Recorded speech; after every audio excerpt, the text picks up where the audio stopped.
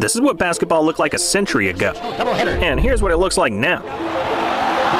So, how did we get here? Well, it all started when a teacher named James Naismith wanted to make a fun game for his students. And boom, just like that, we got basketball. But at first, the game was complete garbage. I mean, they played with soccer balls and used wooden baskets as hoops. Yeah, it was literally basketball. And they couldn't even dribble. But the game quickly evolved. And by 1906, metal rims were introduced. They finally allowed dribbling, thank God. And the very first professional basketball league was formed, the NBL.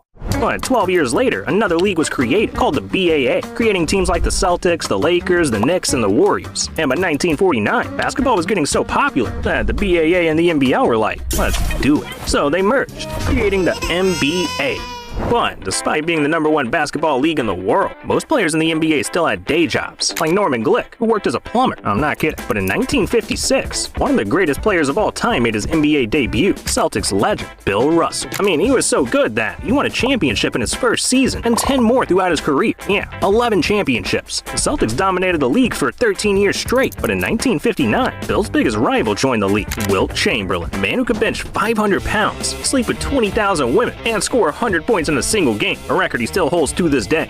By the way, none of those things were ever recorded on camera, so there's a bit of debate on whether any of it happened.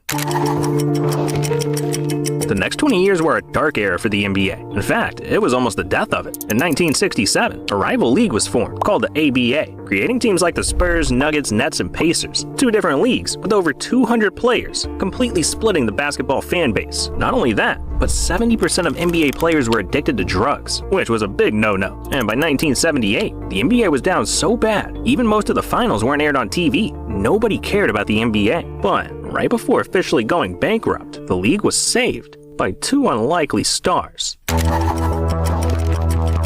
This is Larry Bird and Magic Johnson. And in 1978, they were the 2 greatest players in college basketball history that just so happened to be playing at the exact same time, leading to one of the greatest rivalries ever. They talked smack, got physical, all while dropping 20 points on each other. It became the hottest thing on TV. I'm talking 40 million viewers for a single college game. Between 1978 and 1979, Bird and Magic officially declared for the league, with Bird going to the Boston Celtics and Magic to the Lakers. Meanwhile, the NBA absorbed the 4 remaining ABA teams, making the NBA the only professional basketball league. And oh yeah, in 1979, they finally added the iconic 3-point line. The NBA was suddenly bigger than ever. Hell, the league even started selling players' jerseys for the first time. And it was all led by Bird and Magic. But despite all that, the NBA had no clue what was about to hit them, because there was a kid from North Carolina about to change not only basketball, but the world forever.